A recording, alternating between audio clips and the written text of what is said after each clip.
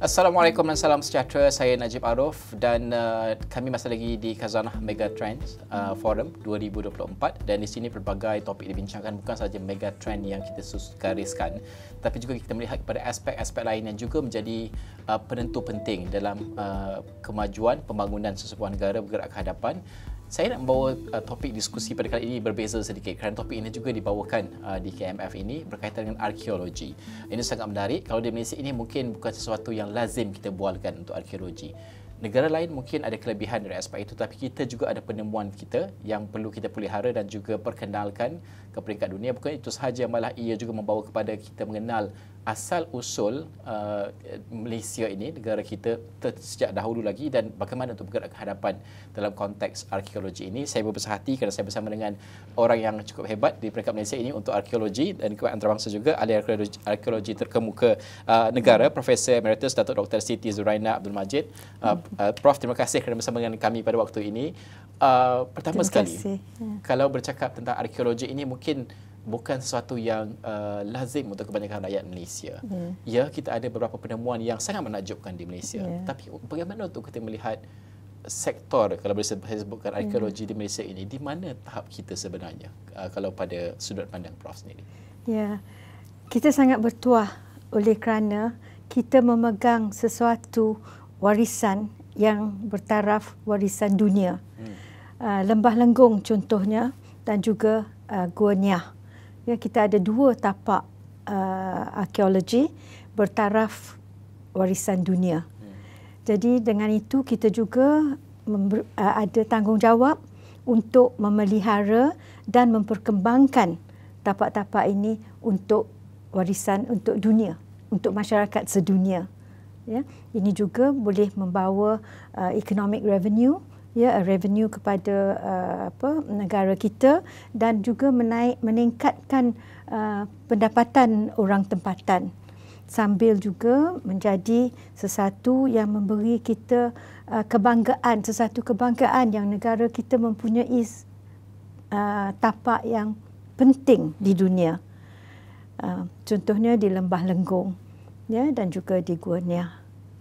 Saya nak akan masuk ke topik ataupun aspek komersial dari segi kedua-dua tapak warisan yang Prof sebut tadi. Tapi saya nak melihat dahulu bagaimana kita asimilasikan teknologi dalam sektor arkeologi ini. Kerana ini penting dalam era yang lebih moden pada ketika ini, dan juga peranan arkeologis, pakar ahli arkeologi yang sangat penting dalam aspek sektor tersebut. Bagaimana kita melihat teknologi ini dimasukkan dalam konteks Malaysia mungkin? Adakah kita berada di landasan tepat untuk menggunakan segala teknologi yang ada di dunia ini pada ketika ini? Adakah ada ruang penambahbaikan yang Malaysia sendiri boleh tengok dan juga boleh belajar mungkin dari luar? Dari segi perkembangan arkeologi, dengan bangganya kita boleh lihat Pusat Penyelidikan Arkeologi di Universiti Sains Malaysia yang menjadi satu-satunya institusi yang menjalankan penyelidikan bertaraf antarabangsa. Di sini baru-baru ini terdapat tapak baru Bukit Coras oleh USM, dan juga USM mempunyai makmal yang dibanggakan, makmal untuk menjalankan kajian penyelidikan arkeologi. Sebab arkeologi bukanlah sesuatu bidang sejarah atau bidang sastra sahaja. Ia adalah sesuatu bidang yang melibatkan, yang banyak melibatkan sains. Dan oleh demikian staf dan penyelidik arkeologi sekarang adalah saintis. Contohnya ketua pengarah penyelidikan arkeologi adalah seorang chemist, arkeochemist, dan juga yang baru-baru ini menemui Bukit Coras, tapak Bukit Coras, ia juga adalah seorang saintis juga. Jadi ini adalah cara penyelidikan arkeologi yang terkini di dunia. So dari segi itu, kajian arkeologi di Malaysia bertaraf antarabangsa. Itu dari segi apa yang kita lihat, sebab ada kalanya cerita ini tidak didendangkan cara kita menggunakan kepakaran kita, seperti yang Prof sebutkan di USM, ada kepakaran yang diiktiraf di peringkat antarabangsa, mungkin cara kita mengkaji arkeologi tersebut. Tetapi untuk pelapis kita bergerak ke hadapan lagi, bagaimana Prof melihat, kerana sekarang ini di USM ada perkara tersebut, tapi bagaimana untuk kita tambah baik lagi supaya kita melahirkan lebih banyak pakar arkeologi, mungkin saintis yang Prof sebutkan, supaya cukup in the pipeline itu untuk 20 tahun, 50 tahun mendatang?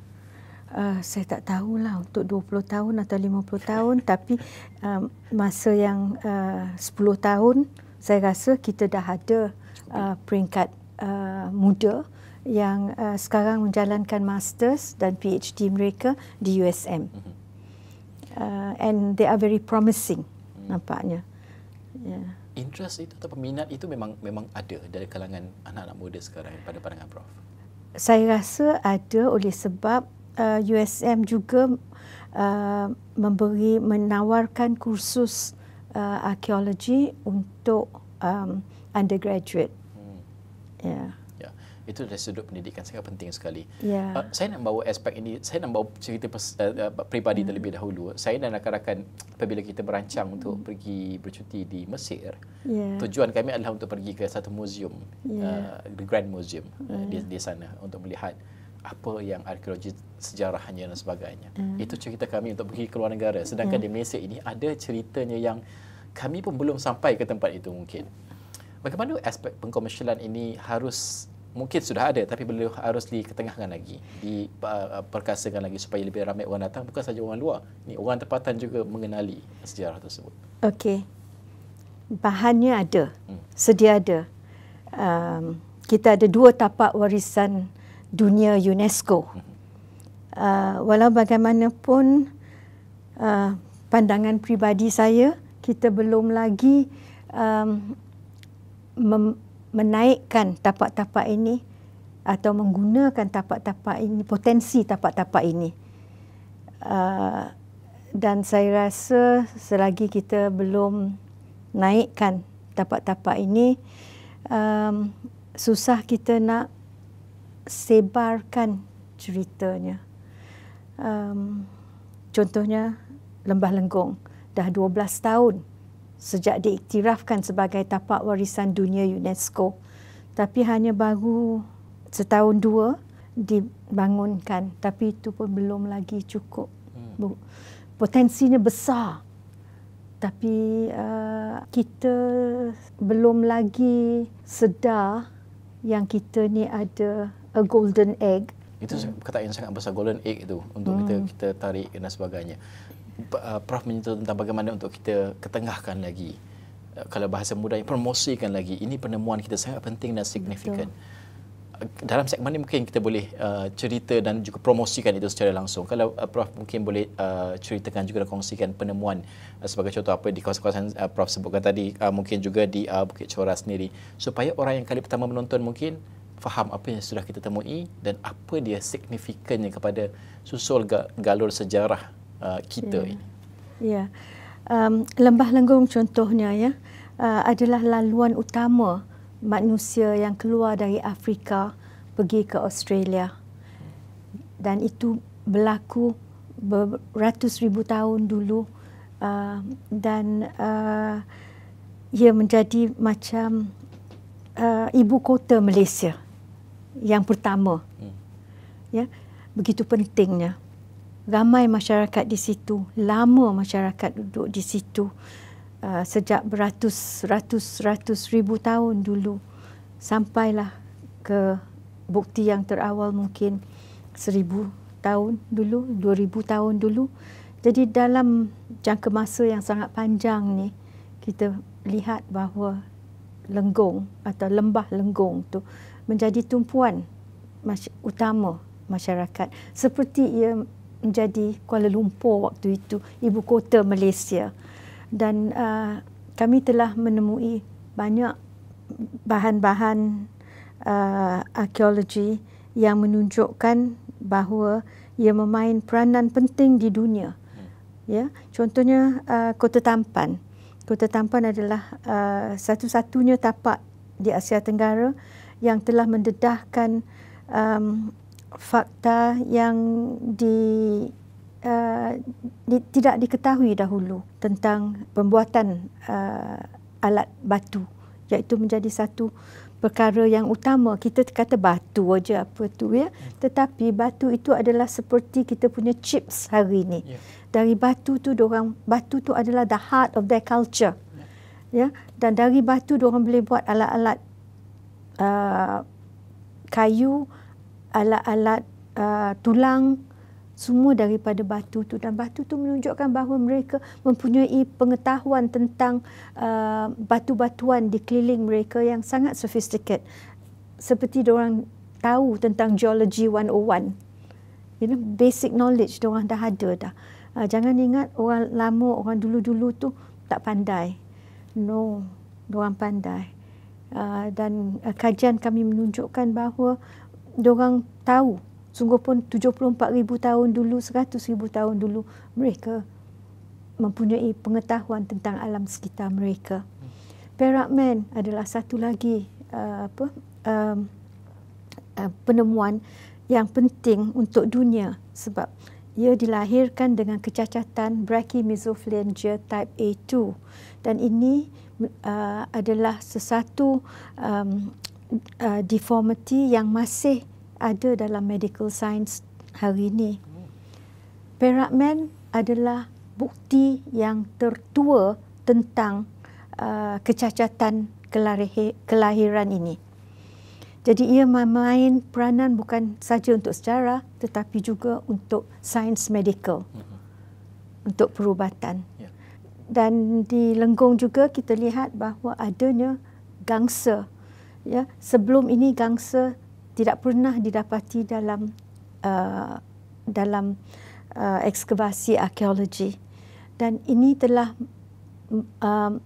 menurunkan sempadan gangsa dari Thailand turun ke utara Semenanjung. Bermakna yang ini adalah fakta baru.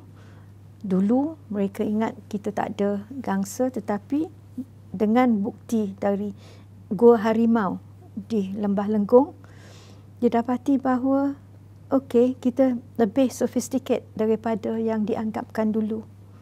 Dan kita mempunyai peringkat-peringkat perkembangan budaya manusia dari awal hinggalah ke 1,000 tahun lebih di Lembah Lenggong. Ni jarang-jarang sekali kita lihat manusia menginap di sesuatu tempat begitu punya lama. Jadi mesti ada sesuatu yang menarik. Saya nak bawa konteks antarabangsa supaya kita faham konteks di Lembah Lenggong ini. Sebab apabila kami dijemput ke Turki pada ketika itu di Gobekli Tepe untuk penemuan yang pada ketika itu dianggap mengubah fahaman kita terhadap tamadun manusia daripada Mesopotamia kepada apa yang kita temui di Gobekli Tepe pada ketika itu. Di Lembah Lenggong ini, bagaimana ia mengubah fahaman kita, sejarah yang kita belajar tentang peradaban yang wujud di Malaysia ini, dan bagaimana ini diterapkan dalam sistem pengajaran kita, bukan sahaja di sekolah, mungkin untuk kefahaman rakyat sendiri pada pandangan Prof. Ya, masa saya di sekolah, di bangku sekolah dulu, sejarah yang terawal kita tahu adalah Melaka. Okey. Dan saya tidak puas hati dengan itu. Sebab sebelum Melaka tu sedikit ini, sedikit itu tentang prasejarah. Jadi saya rasa ini tak benar. Kita mesti ada sejarah yang lebih tua daripada itu. Dan ini menarik saya ke minat prasejarah untuk mencari bukti sejarah awal negara kita. Setelah saya bertungkus lumus dalam bidang ini selama 50 tahun, saya rasa sangat puas hati oleh sebab sekarang pengetahuan kita tentang prasejarah kita adalah something yang kita patut rasa sangat kita patut banggakan. Dan saya harap ini, saya ingat dah dimasukkan dalam buku-buku sekolah supaya pelajar-pelajar kita tahu bahawa kita bukan tiba-tiba ada di sini, tetapi asal usul kita sangat lama dulu, ya, beratus-ratus ribu tahun dahulu. Dan perkara ini harus dibuktikan di tapak itu, di Lenggong. Cerita ini adalah berasal dari Lenggong dan Lenggong patut mempunyai bukti-bukti ini untuk disebarkan kepada pelawat-pelawat di situ. Sebab ini bukan sahaja warisan kita, tetapi adalah warisan dunia.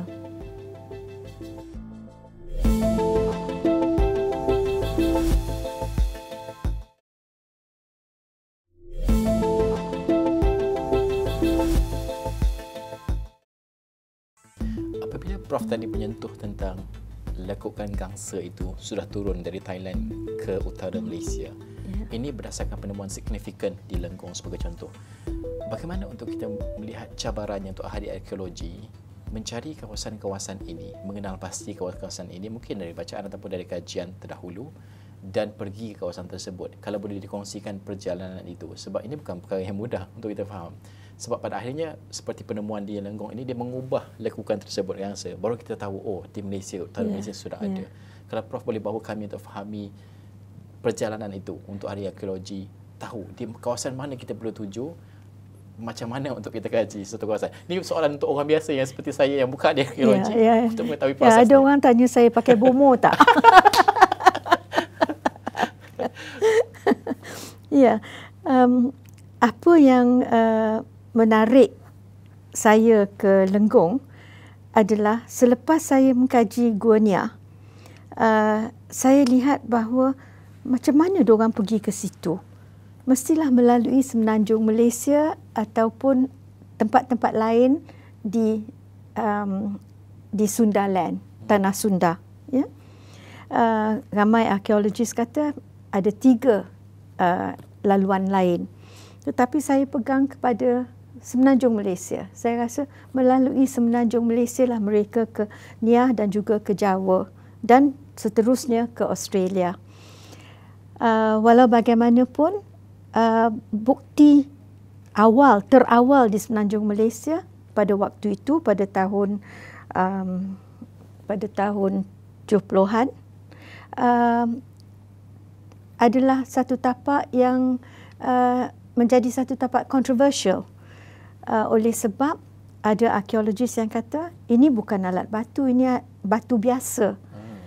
Jadi saya tertarik kepada menyelesaikan kontroversi ini, oleh sebab ini adalah tapak yang tertua di semenanjung dan tapak itu nak diketepikan. Jadi saya kata baik saya tengok sendiri. Masa tu saya seorang saja, tak ada arkeologis lain. Jadi pada waktu itulah yang saya kata no, saya mesti meramaikan lagi arkeologis di Malaysia. Saya kena tubuhkan arkeologi sebagai satu disiplin di Malaysia. Saya buat macam satu misi sendiri untuk saya, dan syukur alhamdulillah sekarang ada satu pusat, ada pusat lapangan, ada arkeologis ramai yang terlatih, ada makmal semua. Jadi bila saya pergi ke Lenggong, saya lihat okey, mana dia tapak ni. Saya cuba cari tapak tu, sebab tapak tu ditemui pada tahun 1938. Jadi pakcik-pakcik pun dah tak ada, tinggal seorang aja, dan dia pun tak ingat di mana tempat tu. Jadi saya terpaksalah pergi cari tapak ni sendiri. Kalau tak dapat tapak yang didapati tak apa, saya cari tapak baru untuk lihat sama ada tapak Lenggong, sama ada Lenggong ini mempunyai bukti tentang sejarah awal yang menunjukkan bahawa ia adalah laluan manusia awal. Jadi panjang cerita untuk bagaimana saya temui satu tapak baru, ya, di Kota Tampan, dan tapak ini tak disangka-sangkakan menjadi tapak yang menjawab banyak soalan akademik tentang masyarakat prasejarah di Asia Tenggara. Dan setelah saya dapat tapak Kota Tampan tu, saya kata tapak ini sangat-sangat penting. Mesti ada tapak-tapak lain. Jadi secara otomatis saya kata mana lain, saya kena survey di Lenggong, tengok kalau ada tapak-tapak lain di mana ada bukti manusia awal. Jadi bukti di Lenggong tu menunjukkan 74,000 tahun dah ada mereka yang duduk yang berada di Lenggong. Jadi saya kata automatik yang pertama sekali saya patut tackle gua-gua. Sebab gua tu adalah satu rumah semula jadi. Ada pintu, ada lantai, ada bumbung, ada dinding, ada tingkap. Okey. Jadi saya pergi kepada satu tempat nama dia Gua Gunung Runtuh, tinggi sekali. Saya pergi kat situ, saya kata, oh ya Allah, betul-betul macam gua tu dah runtuh. Batu besar-besar banyak.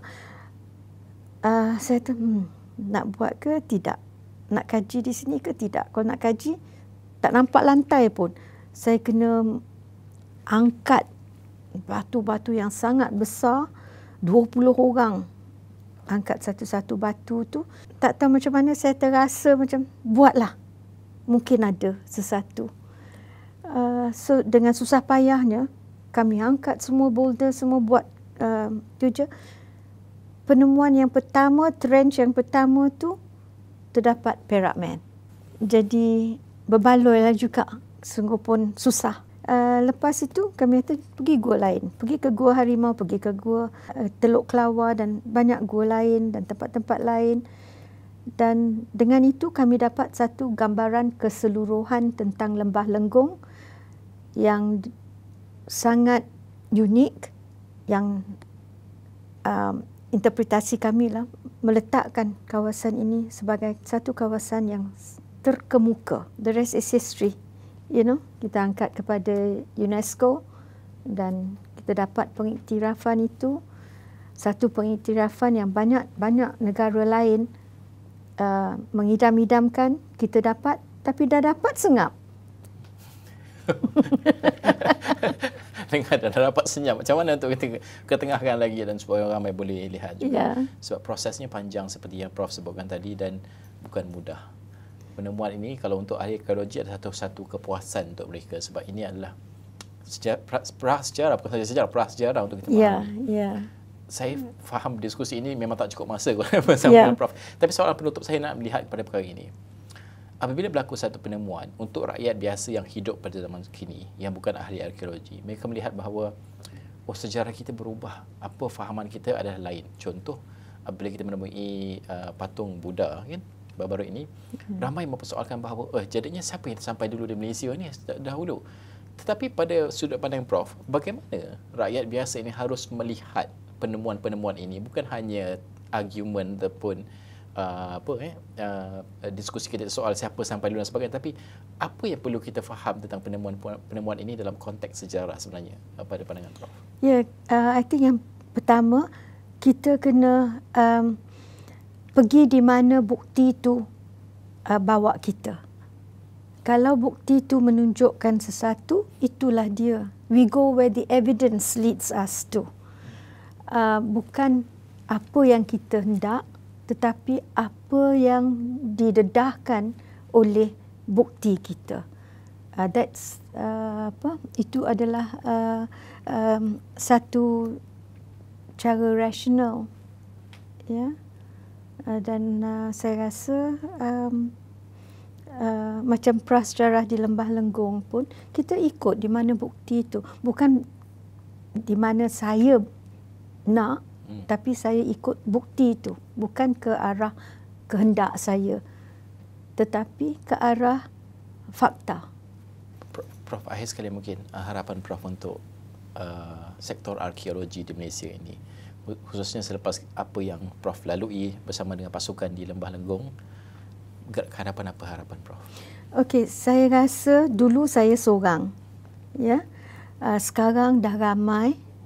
Dan pusatnya adalah di University Sains Malaysia. University Sains Malaysia mempunyai bukan saja kepakaran tetapi infrastrukturnya, sains laboratory, makmal, lengkap.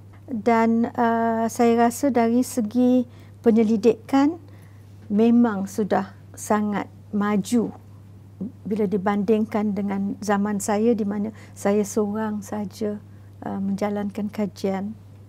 Jadi saya rasa kita telah membuat perkembangan yang sangat baik dari segi penyelidikan. Tetapi kelemahan kita ialah untuk menyampaikan hasil penyelidikan ini kepada rakyat. Ini sayang sekali oleh sebab mesej kita boleh meningkatkan perasaan kebanggaan terhadap negara. Jadi itu kekurangan kita dan saya harap kita boleh gunakan hasil kajian ini untuk memberi tahu kepada rakyat kita ni juga kaya dari segi warisan kita. Prof, saya berbesar hati kerana Prof sanggup meluangkan masa bersama saya. Untuk saya sendiri secara peribadi belajar tentang aspek arkeologi ini dan juga saya percaya juga para penonton yang menonton pada ketika ini juga banyak belajar. Terima kasih Prof kerana bersama kami. Itu sahaja episod pada kali ini. Kita akan rangkumkan di laman web kami astro1.com. Saya Najib Arif. Assalamualaikum dan salam hormat.